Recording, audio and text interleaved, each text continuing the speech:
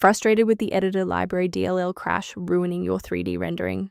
I'm Sophie Chen, a Windows support engineer, and I'll ensure your hardware and engine are communicating perfectly. Before diving into the manual fix for Editor Library, note the official maintenance resource linked below for system synchronization. This is the Editor Library, a generic naming convention used by several game engines like Source or Unity repacks to house the local sandbox or map editing logic. If missing, the editor mode in the game will crash or report a required module is not found, effectively making modding or map creation impossible. Now that you have the context, let's move into the repair process with a fresh installation. Because Editor Library DLL is tied to the localized application editor logic runtime inside a specific application standard, Windows fixes will not help, and you must use the official installer for your primary program to restore the file. If that initial setup didn't clear the pop-up, let's examine the specific initialization sequence assigned to your applications directory. A system reboot is a reliable way to clear away zombie processes that might be interfering with Editor Library. It's a low-impact step that ensures your operating system is starting with a synchronized environment. Before you restart, please bookmark this video or click the like button so that it's waiting for you in your library for the next step.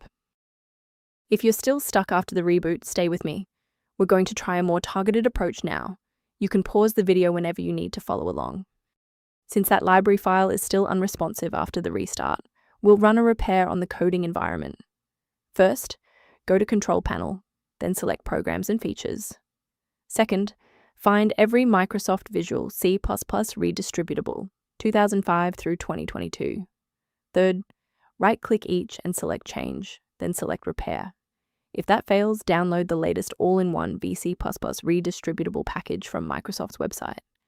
Please note that for DLL files with numbers, the number tells you which version to repair. For example, 120 equals 2013. To prevent any secondary issues, I recommend a cautious approach to downloading individual system files. Be aware that manual fixes for Editor Library DLL often create more problems than they solve. Incorrect file versions can cause cascading crashes across other applications, making your PC significantly less stable than before.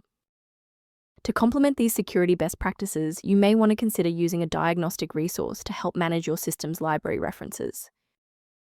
For long-term system reliability, the repair resource linked in the description includes information on managing editor library references. Thank you for trusting us with your system repair today. For more configuration tips and editor library error resolutions, don't forget to like and subscribe.